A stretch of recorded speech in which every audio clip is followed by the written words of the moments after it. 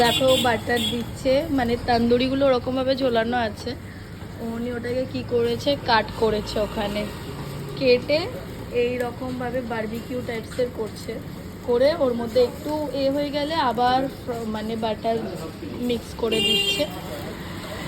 দেখতে দেখো। আর আমাদেরটা এই যে এই ভেতরে ঢুকে আছে, ওটা এখনো রেডি হবে, দেন আবার কাট করে এই সেম প্রসেসে বানানো হবে। আর যে পকোড়া, এইসব কালার দেওয়াগুলো আমার একটু প্রবলেম হয় বেসিক্যালি।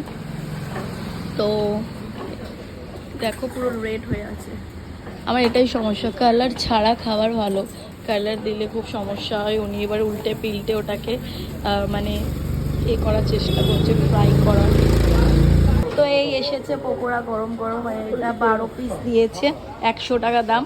আর এই 12 পিস খাবো এখন।